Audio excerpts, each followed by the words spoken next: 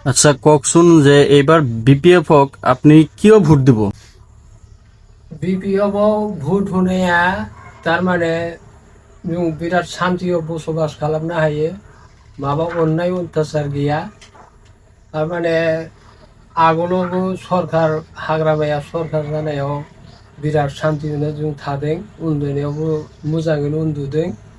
दा ओइ माबा बिजेपि फैनानै जोंनि मानसिया बिराद हाराजों न' बायनानै बिराद दिगदार खालामदों।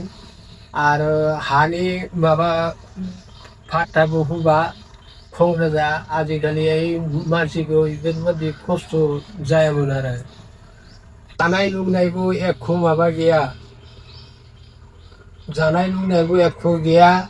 ओजों मा उन्दुनो मोनो ना दै गाङोबाथाय दैखौनो लोंनो मोनो।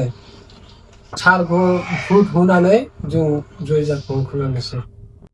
এবাৰ যিহেতু ছেপ্টেম্বৰত বিটিচি নিৰ্বাচন সমাগত, গতিকে বিটিচি নিৰ্বাচনত আপোনালোকৰ অঞ্চলৰ পৰা কিমান ভোট পাব? যিকোনো ব্যক্তিয়ে টিকেট পালি মানে বিপিএফৰ পৰা যিজনেই টিকেট নাপাওক কিয় কিমান ভোট আপোনালোকে দিব বুলি আশাবাদী? आं भुट होनाया थारमाने मालायनोबो मानसिनोबो बिनांगोन भुटखौ बिनानै थारमाने 80-90सो मोनगोन। आरो आंनि न'आवबो मथा मथि 10थासो दं बिदा फंबाय। इसोरनियावबो भुट दंना इखौबो मोनगोन आरो मालायनोबो इसोरबो होगोन। আচ্ছা, বাৰাবেটা মিলন বজাৰত এটা দলং মানে আধৰুৱা হৈ আছে।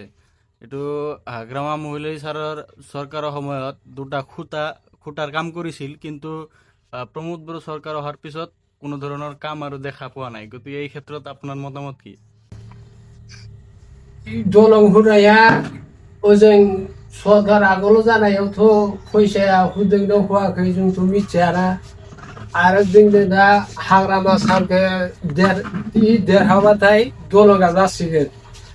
आंनाव इसोर माने मालायनाव खिन्थाहरबाय थायो जों इखौ खोनादों आरो।